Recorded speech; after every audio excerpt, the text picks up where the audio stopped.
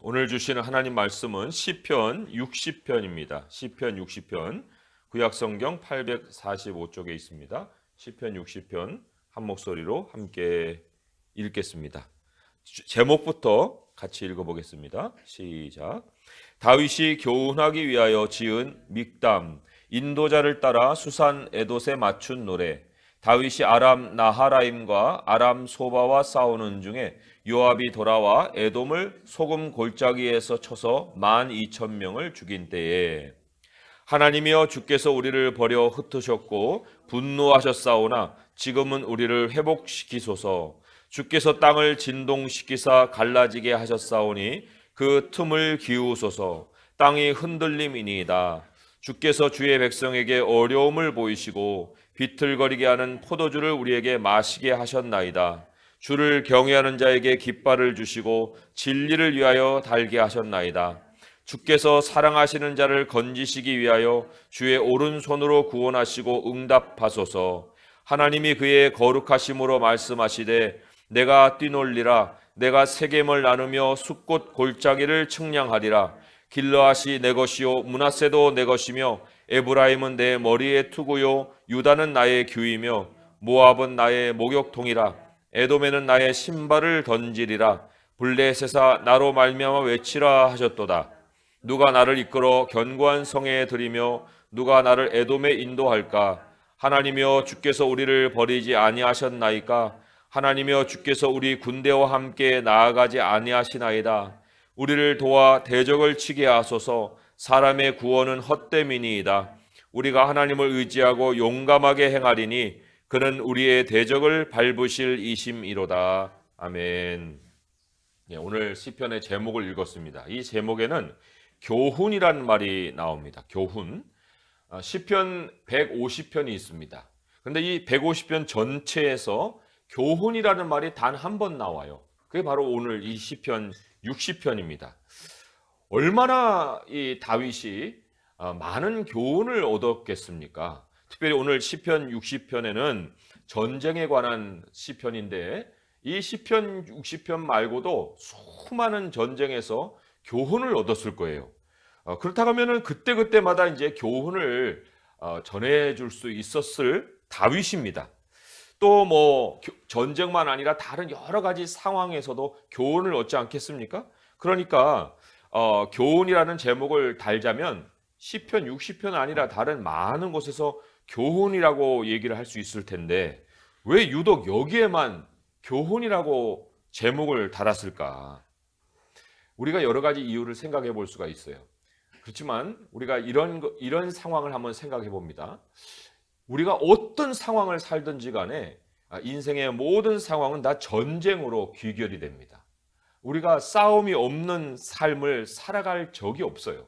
우리는 일상이라는 말을 자꾸 씁니다. 그런데 그 일상은 그냥 평온한 중에 지나가는 그러한 시간이 아니라 그것도 전쟁 중에 보내는 나날을 우리는 일상이라고 말을 하고 있는 거예요. 그리고 또 전쟁은 여러 다양한 전략과 전술 속에서 이제 행해집니다. 그런데 모든 전쟁이 어떤 전술과 전략을 쓰든지 간에 그 전쟁에서 얻는 공통의 교훈이 있다는 거예요. 그 공통의 교훈을 그냥 여러 곳에서 이렇게 산발적으로 제시할 이유가 없고 이 한 시편을 통해서 일목요연하게 이것이 바로 우리의 모든 상황에서 전쟁의 상황에 부딪히는 우리 일상에서 일어날 수 있는 모든 그 현장 속에서 얻을 수 있는 단 하나의 교훈이다 하는 것을 이 시편 한 편을 통해서 남겨준 거예요. 굉장히 중요한 시편이라고 할 수가 있습니다. 그렇기 때문에 이 시편 교훈은 우리 인생에서 아주 필수적으로 알아야 되는 메시지예요. 이 교훈을 알지 못하면 전쟁에 임한다? 그럼 백전백패예요. 어떻게 싸울 줄도 모르고 어떤 방식으로 전쟁에 임할지도 모르는 거예요. 여기 교훈이란 말은 인스트럭션이란 뜻이거든요. 인스트럭션, 필드 매뉴얼이라고 할 수가 있는데 전쟁 지침이다, 뭐 야전 교범이다. 그렇게 우리가 생각해 볼 수가 있습니다. 그래서 이 시편 60편이 뭐 중간에 그냥 숨어 있는 시편 같지만 그 의미를 우리가 발견해내자면 굉장히 중요한 시편이라는 것을 우리가 알 수가 있습니다. 자, 이 시편 처음에 펼쳐지는 장면을 한번 보세요. 굉장히 난감하고 어려운 처지에 있는 하나님의 백성을 만납니다. 그잖아요? 1절부터 3절까지 보게 되면 그냥 정상적으로 살아가는 일상의 그런 모습이 아니에요. 하나님이여, 주께서 우리를 버려 흩으셨고 분노하셨사오나 회복시켜 주세요. 주님이 땅을 진동시켜가지고 땅이 갈라지고 땅이 흔들리지 않습니까? 그리고 주님이 주의 백성에게 어려움을 보이시고 비틀거리게 하는 포도주를 우리에게 마시게 하셨나이다. 아니, 어려움도 어려움 나름인데 여기에서 맞는 이 어려움은 하나님이 주시는 어려움이에요. 아니, 하나님이 분노가 여러 가지로 이제 표현이 되어 있지 않습니까? 특히 이 포도주를 마시게 한다. 이 포도주는 분노의 포도주로 성경에 자주 표현이 되지 않습니까? 그런데 아니, 분노의 포도주는 남만 마시는 줄 알았는데 아니, 왜 하나님의 백성이 분노의 포도주를 마시는가? 하나님이 더군다나 그것을 마시게 하셨다라고 얘기하지 않습니까? 그럼 이 경우를 어떻게 빠져나오는 거예요? 이 전쟁도 보통 전쟁이 아니지 않습니까? 그런데 우리도 어려움을 겪을 때가 있어요. 그러면서 이제 우리 어려움은 항상 다른 요인으로부터 오지 하나님이 어려움을 주실 일이 있겠어? 하고 생각을 할 때가 있을 수 있는데, 근데 막상 그 어려움이 하나님이 주실 수 있는 어려움도 있는 거거든요. 그러면 이게 하나님이 주시는 것이냐 다른 데서 오는 것이냐, 그걸 어떻게 알 수 있을까요? 우리 이 시편에 보게 되면 2절에 그러한 힌트를 다윗이 남기고 있습니다. 이 교훈이기 때문에 모든 이 말씀의 한 구절 한 구절에 의미가 암시가 되어 있는 거예요. 주께서 땅을 진동시키사 갈라지게 하셨사오니 그 틈을 기우소서 땅이 흔들림이니이다 하고 이렇게 고백하고 있습니다. 바로 이 2절이 이게 절대적으로 하나님이 주시는 고통이라는 것을 알려주고 있는 거예요. 이제 땅이 진동한다는 말은 출애굽기 19장 18절에 나오는 하나님의 강림 모습을 여기다 대서 이렇게 묘사를 하고 있는 거거든요. 그때 하나님이 어떻게 강림하셨는가 하면 제가 읽어보면 출애굽기 19장 18절 이렇게 기록이 되어 있어요. 시내산에 연기가 자욱하니 여호와께서 불 가운데 거기 강림하심이라. 그 연기가 옹기 가마 연기같이 떠오르고 온 산이 크게 진동했다. 온 산이 막 흔들렸다는 거예요. 그런데 하나님의 임재하신 곳에 이 터가 흔들려서 틈이 갈라지는 이런 현상이 있는 이런 상황에 대조적으로 만약에 원수가 우리에게 고난을 당하게 한다. 그러면 어떤 현상이 있겠습니까? 오히려 우리는 원수가 대적이 우리의 삶의 터를 완전히 다 무너뜨려 버리겠네 생각하겠지만 실제로 성경에서 원수와 대적이 우리를 찾아와서 어려움을 줄 때는 우리의 터는 더 견고해집니다. 하나님이 우리에게 터가 되어주셔서 우리가 오히려 거기서 더 자라나게 되는 것이고 더 우리의 확신이 그 자리 위에서 세워지게 돼 있어요. 터가 흔들리는 일이 없어요. 하나님이 오히려 우리 터를 더 견고하게 해주시는데, 만약에 하나님의 진노가 우리에게 고난을 가져옵니다. 그러면은 우리의 터가 근본부터 흔들리게 돼 있습니다. 근본에서 동요하게 되어 있는 거예요. 마음 둘 곳도 잃어버립니다. 발을 둘 곳도 사라져버립니다. 하나님의 임재 자체도 떨림인데 하나님의 진노가 만약에 우리에게 임한다고 하면 그거는 공포 자체입니다. 하나님의 임재를 경험한 세상은 공포를 느끼겠지만 우리는 하나님의 임재는 공포라고 생각 안 하잖아요. 그런데 하나님의 임재가 하나님이 우리에게 가져오시는 그런 느낌이 우리 백성들에게 그런 무서움으로 느껴진다는 거예요. 사무엘상 14장 14절에서 15절의 말씀 두 절만 제가 읽어드리면 거기 하나님이 큰 떨림으로 임할 때 사람들의 반응을 한번 살펴보시기 바랍니다. 사무엘상 14장 14절에서 15절 두 절을 제가 읽어볼게요. 요나단과 그 무기를 든 자가 반나절 가리 땅 안에서 처음으로 쳐 죽인 자가 20명가량이라 들에 있는 진영과 모든 백성들이 공포에 떨었고 부대와 노략군들도 떨었으며 땅도 진동하였으니 이는 큰 떨림이었더라. 하나님께서 나타나실 때에 그 하나님을 맞이하는 사람이 누구냐에 따라서 그 하나님이 공포로 느껴질 수가 있다는 것입니다. 그런데 오늘 이 시편에서 이 하나님을 대하는 백성들, 죄악의 백성들, 그 백성들이 하나님을 대할 때는 이거는 무서움 그 자체로 대하게 되는 거예요.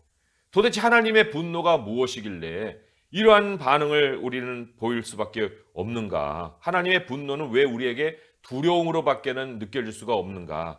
이게 하나님의 분노가 감정인가 하는 걸 잘 한번 우리가 따져볼 필요가 있습니다. 우리 예를 들면은 하나님의 말씀은 믿음을 낳습니다. 그 믿음은 하나님의 말씀에 대한 우리의 반응이에요. 그러면 믿음이 감정이에요?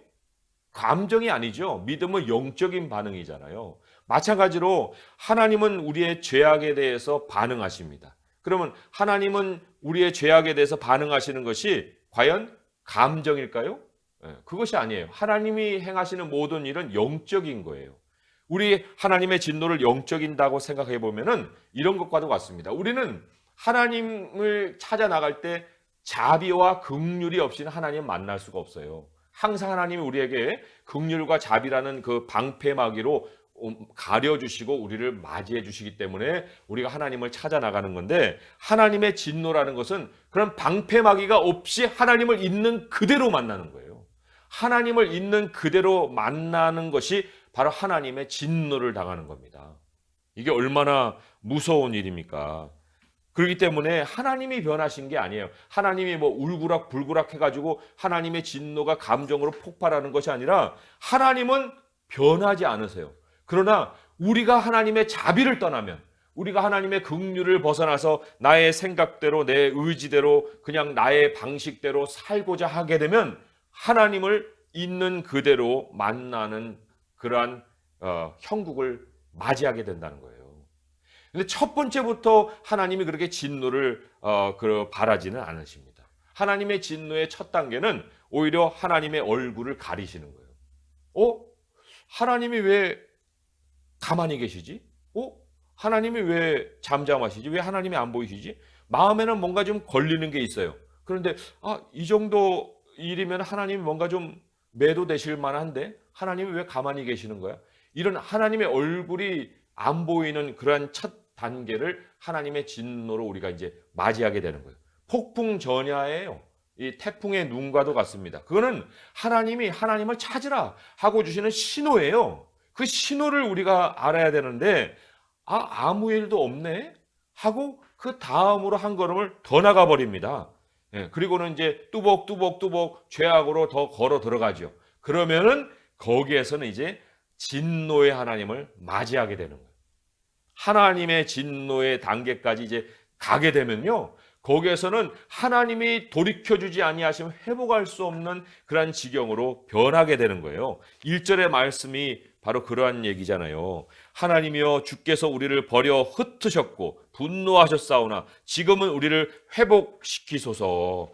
회복에 대한 기도를 간절히 지금 하나님께 드리고 있잖아요. 왜 스스로 회복할 수가 없어서? 회복할 수가 없어요. 그런 지경으로 가게 되면 자기 방식으로는 아무리 발버둥을 쳐도 나올 수가 없는 것이 바로 하나님의 진노를 겪는 경험 속에 나오는 모습이에요. 그리고는 이제 2절로 발전합니다. 주님께서 땅을 진동시키사 갈라지게 하셨사오니 그 틈을 기우소서. 땅이 흔들림이니다. 자기가 세워온 모든 터가 이제 막 흔들려 버려요.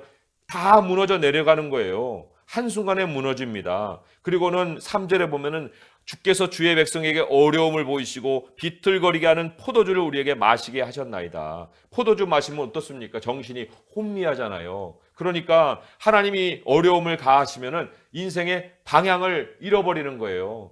어떤 방향으로 가야 되는지 바른 사고 판단이 이게 불가능해지는 거예요. 그래서도 발을 어디다 떼야 되는지 모르는 그런 아주 낙심한 모습으로 전락을 해버리는 겁니다. 그리고 이게 바로 전쟁터에서 일어나는 일이라고 했잖아요. 원수와 싸워야 되는 그 시점에서 바로 이런 방향도 잃어버리고 어디로 가야 될지도 모르고, 그런데 그 대적이 누구냐? 다름 아닌 하나님이 대적이 되시는 거예요. 어떻게 그래서 우리가 빠져나올 수 있는 길을 찾을 수 있겠습니까? 완전 인생 바닥에 주저앉는 일밖에 남는 것이 없지 않겠습니까? 왜 이 지경에 왔겠는가? 왜 하나님이 이렇게까지 진노하시는 일을 당해야 했겠는가? 여기에 이제 다윗이 우리에게 주는 교훈이 있습니다. 이 교훈을 우리가 절대로 놓쳐서는 안 되는 거예요. 그리고 다윗 스스로가 친히 경험한 거기 때문에 여러 상황을 통해서 우리에게 제시해 주는 그런 교훈이기 때문에 절대적으로 주목을 해야 되는데, 다윗이 우리에게 주는 교훈의 핵심이 바로 4절에 있어요. 4절의 말씀을 보면 주를 경외하는 자에게 깃발을 주시고 진리를 위하여 달게 하셨나이다. 주를 경외하는 자에게, 다시 하나님을 두려워함으로 이제 상황에 이제 놓여 있지 않습니까? 그런데 그러한 사람에게 하나님이 진리를 위해서 깃발을 주신다는 거예요. 그렇다는 얘기는 그 전까지는 그 깃발이 다른 종류의 깃발이고 그 깃발의 목적이 다른 목적이었다는 것을 암시를 하고 있습니다. 다윗이 어떤 깃발을 달았을까요? 다윗은 승리를 위한 깃발을 단 거예요. 세상의 왕들과 같은 그런 모양을 내고자 하는 그런 모습으로 살아갔다는 것입니다. 그게 바로 하나님이 진노하는 모습을 만나게 된 계기가 된 거예요. 세상의 왕들의 목적이 뭐예요? 정복하고 확장하는 거잖아요. 강한 나라를 만드는 거잖아요. 그런데 하나님이 다윗에게 주신 땅은 확장하라고 주신 땅입니까? 그게 아니잖아요. 거룩하게 구별해서 거기서 하나님의 백성을 다스리라고 하시는 그런 땅으로 준 거 아니에요. 그러니까 다윗은 그 나라를 구별하고 거룩하게 하나님 안에서 인도해 가야 될 그런 책임이 있는 건데, 지금 다윗이 뭐 하고 있습니까? 정복 전쟁을 벌이고 있는 거예요. 하나님이 약속하지도 않은 땅을 향해서 나가고 있는 거예요. 그렇기 때문에 하나님께서 이 다윗에게 그 진노를 통해서 멈추게 하시는 것입니다. 그리고는 다시금 깃발을 주시고 진리를 위해서 달게 하셨잖아요. 너 그 인생의 목표가 싸움이었냐? 너 전쟁이 네 목표였니? 내가 너를 전쟁하게 하는 것은 하나님이 주신 바 약속의 땅을 너에게 주고자, 그리고 그 약속의 땅을 거룩하게 구별하고자 너에게 준 건데, 너 지금 엉뚱한 일을 왜 하고 있니? 하고 하나님께서 지금 다시금 돌이켜 주는 거예요. 깃발을 바꿔주시는 거예요. 깃발에 다는 목적을 진리를 위해서로 다시금 변화시켜 주시는 것입니다. 자, 그러면 우리가 여기에서 도대체 이 깃발은 뭐냐 하는 걸 우리가 좀 깊이 묵상을 해볼 필요가 있습니다. 성경에 깃발이 처음 등장하는 것이 출애굽기예요. 그 출애굽기를 같이 찾아보겠습니다. 출애굽기 17장을 가보시면은 17장 8절에서부터 그 16절까지 한 사건이 나옵니다. 그게 전쟁 사건이에요. 아말렉과의 싸움의 현장 속에서 이 깃발이 처음으로 등장을 합니다. 거기에 보게 되면은 이 모세가 산에 올라가서 손을 들면 이스라엘이 이기고 손을 내리면 아말렉이 이기는 그 사건 다 우리 잘 알고 있지 않습니까? 그리고는 그 승리하고 난 다음에 이 마지막에 보면은 15절에 모세가 제단을 쌓고 그 이름을 여호와 니시라 하고 했잖아요. 여호와 니시, 여호와 나의 깃발이다, 이런 뜻이에요. 여호와 나의 깃발이다. 그렇게 이름을 붙이고 이르되 여호와께서 맹세하시기를 여호와가 아말렉과 더불어 대대로 싸우리라 하셨다 하였더라. 그렇게 기록을 하고 있습니다. 깃발이 누구라고요? 하나님이시라는 거예요. 여호와 나의 깃발이다. 그 승리의 장소에 제단을 쌓고 그 이름을 붙였어요. 그러니까 깃발을 우리가 뭐 어떤 물건으로 생각할 것이 아니는 거예요. 깃발은 바로 하나님이시라는 거죠. 그런데 그 하나님을 깃발로 삼아서 깃발을 세워야 되는데 그 세운 행동이 뭐였어요? 기도였다는 거예요. 기도. 다윗이 전쟁터에서 얻은 교훈이 뭐예요? 전쟁의 깃발은 하나님이시다. 전쟁의 깃발을 딴 것으로 화려한 문장이 아로 새겨져 있고 막 바람에 나붓기는 엄청난 그 위용 있는 그런 물건 깃발, 그거 달아봐야 아무 소용이 없는, 거기다가 뭘 위하여 해봐야 그게 무슨 의미가 있겠어요. 하나님께서 그런 걸 보시고 다윗에게 깨닫게 해주시는 거예요. 그 깃발 달아봐야 소용없다. 내가 너의 깃발이다 하고 이제 그 깃발을 달아주셨을 뿐만 아니라 하나님이 이 깃발을 통해서 뭐라고 약속했습니까? 맹세하셨거든요. 하나님은 맹세하신 것은 절대로 변하지 않는데 아말렉과 더불어 대대에 싸우리라. 그 진리예요. 그것이 하나님이 대대로 싸울 것이다. 이 진리를 위해서 깃발을 올려야 되는 거예요. 모세가 산에 올라간 거 왜 올라갔겠습니까? 모세가 이 여호수아가 싸우고 있는 전쟁터에서도 같이 뭐 참여하면서 기도도 할 수도 있고 싸울 수도 있었을 텐데 하나님이 그냥 아예 산으로 올려보냈거든요. 그리고는 여호수아는 전쟁터에서, 모세는 산에서 서로가 하나님 앞에 서 있게 만드셨거든요. 그것은, 기도라는 것은 절대적으로 분리되어서 현장에 어떤 것을 가지고 뭐 내 머릿속으로 판단하고 기도하고 판단하고 기도가 아니라 절대적으로 하나님을 주목해야 되는 그 자리에서 하나님을 바라봐야 되는 것이 기도다 하는 걸 가르치시기 위해서 아예 산으로 올려 보내신 거거든요. 이 깃발을 받고 다닌 이제 다윗이 어떤 기도로 하나님을 찾아 나갑니까? 이제 보시면 5절의 말씀이 이제 깃발을 받고 단 다윗의 기도가 변화되어 있습니다. 5절에 주께서 사랑하시는 자를 건지시기 위하여 주의 오른손으로 구원하시고 응답하소서. 하나님의 오른손이에요. 내 손이 아닙니다. 하나님의 오른손으로 전쟁을 치루어 주소서. 전쟁을 하나님의 손에 맡기고 있어요. 그리고는 하나님의 응답이 6절부터 8절까지 임하십니다. 여기에 6절 하나님이 그러잖아요. 그의 거룩하심으로 말씀하시되, 거룩하심이라는 건 구별되심이잖아요. 하나님이 구별해서 말씀하시되 내가 뛰놀리라. 내가 한다. 내가 세겜을 나눈다. 여기 뛰놀리라, 세겜을 나누리라 하는 것은 그 요단 동편과 서편에 있는 장소예요. 세겜과 숫곳 골짜기는. 그러니까 이 땅 내가 분배하고 내가 나눠주는 것이지, 어디 원수가 들어와 가지고 자기들이 자기 땅이라고 차지하고 자기 것이라고 소유를 주장하느냐. 절대로 그런 일 없다. 하나님이 우리의 기업을 지키시는 거예요. 어디 감히 이 원수들이 찾아와 가지고 그 땅을 유린합니까? 그런데 그것만이 아니에요. 7절에 보게 되면 길르앗이 내 것이요 므낫세도 내 것이요 에브라임은 내 머리의 투구요 유다는 나의 규다. 하나님이 무엇을 무기로 삼으세요? 하나님의 백성을 무기로 삼으시는 거예요. 우리가 동일하게 일상을 살아갑니다. 그런데 어떨 때는 내 손이 일상을 이끌어 가려고 할 때가 있고, 하나님이 나를 사용해서 일상을 꾸려가게 하실 때가 있는 거예요. 하나님이 나를 사용하시면 내 스스로가 꾸려가는 모든 일상에 내 스스로가 하나님의 무기가 됩니다. 무기를 어떻게 세상이 감당합니까? 하나님의 무기를. 우리가 동일하게 행동하고 동일하게 살아도 하나님의 무기로 살 수도 있고 무기력한 인생으로 살아갈 수도 있는 건데, 하나님께 맡기면 하나님이 우리를 무기로 사용하시고, 또 8절에 보게 되면 모압은 나의 목욕통, 에돔은 나의 신발을 중동에서 신발 던지는 건 아주 그냥 수치를 가는 거거든요. 또 블레셋아 나로 말미암아 외쳐라. 블레셋 너 나한테 한번 소리 질러봐. 너 나한테 한번 대적해봐. 외쳐봐. 해봐야 소용이 없어 하는 하나님의 그 당당하신 선포예요. 그러니까 모든 우리의 원수가 부끄러움을 당하게 하시는 그러한 하나님의 역사가 있다.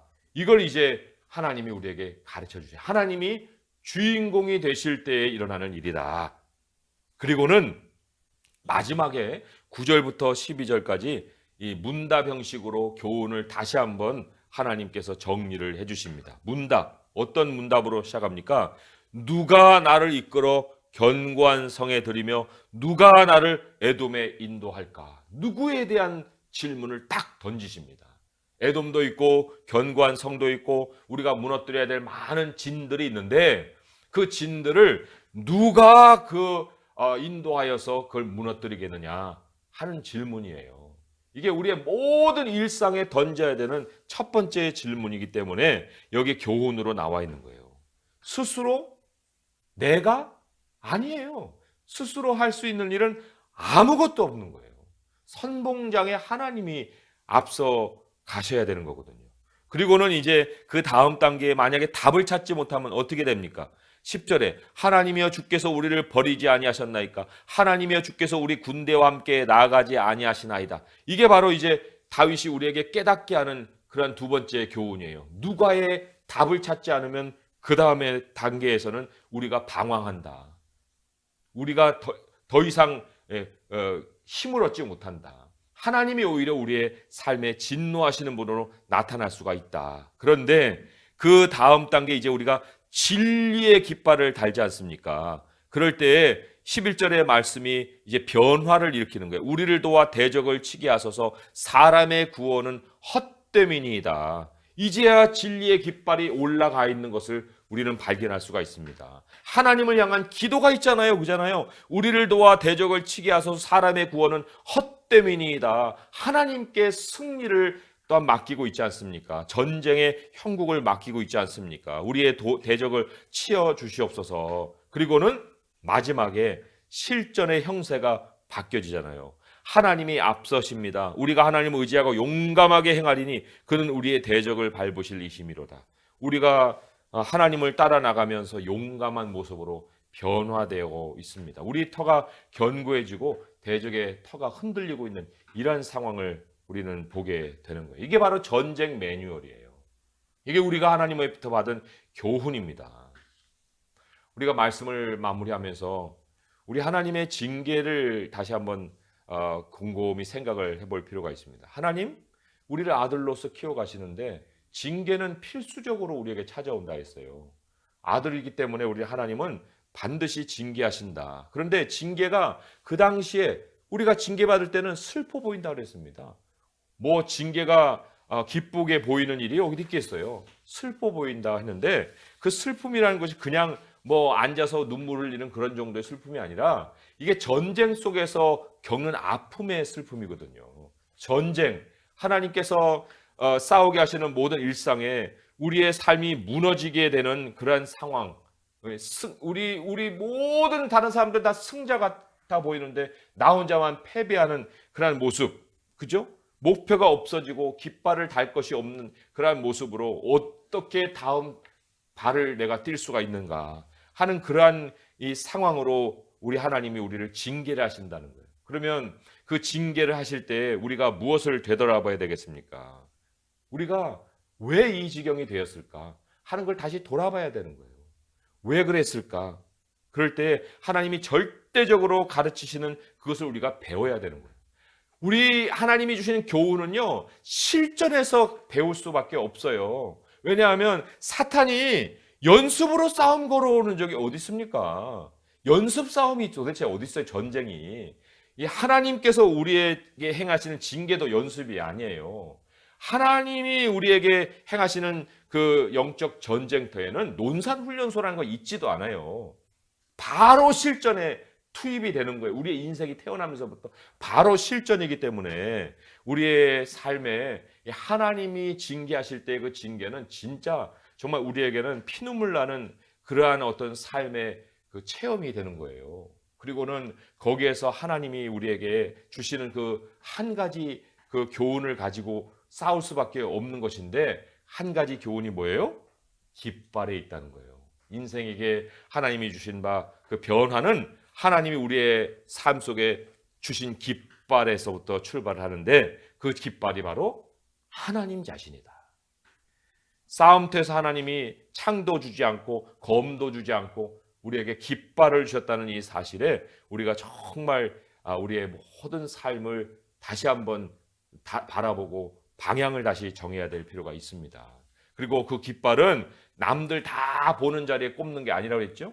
산중에 모세가 올라가서 그 앉아서 손을 들고 하나님께 기도한 것 같이 이 깃발이라는 것은 은밀한 중에 꼽는, 그리고 은밀한 중에 하나님 향해서 우리가 들어 올려야 되는 그러한 깃발이에요. 우리가 승리를 그냥 눈으로 가늠하면서 아우 이건 좀 이길 수 있겠다 판단하면서 뭐 계산하고서 뭐 승리를 우리가 계산할 수 있겠습니까? 승리를 예견할 수 있겠습니까? 그런 거 아니거든요. 손을 들면 승리하고 손을 내리면 패배하는 거예요. 인생을 향한 우리의 용감함이란 것은 나의 능력에서 나오는 것이 아니라 하나님이 앞서 가시면서 대적을 밟으실 때 우리의 용맹이 거기서 바로 나오는 것입니다.